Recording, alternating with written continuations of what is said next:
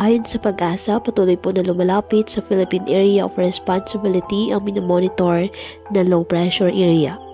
Inaasahang papasok ng ating Philippine Area of Responsibility ngayong araw ayon sa ahensya. At hindi rin po inaalis ang tsansa na maging bagyo ito at sakaling maging bagyo ay papangalan itong Kabayan ng Pag-asa.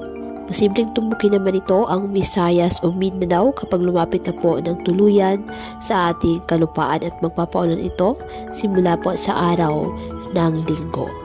Ngayong araw may tsansa pa rin po ng ulan sa northeastern portion ng Mindanao.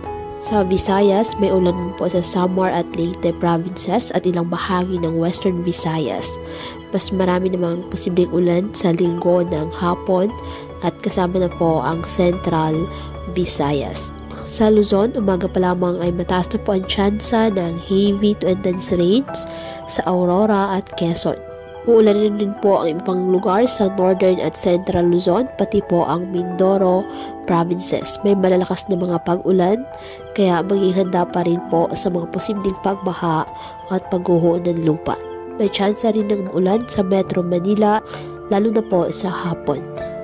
Kaya patuloy po na pinag-iingat ang ating mga kababayan sa banta pa rin ng mga pagbaha at pagguho ng lupa at ugaliin po na magdala palagi ng payong o kahit anumang panangga sa ulan o di ka naman sa init ng araw kapag lalabas ng ating mga tahanan. At yan po muna ang update sa lagay ng panahon ngayong araw.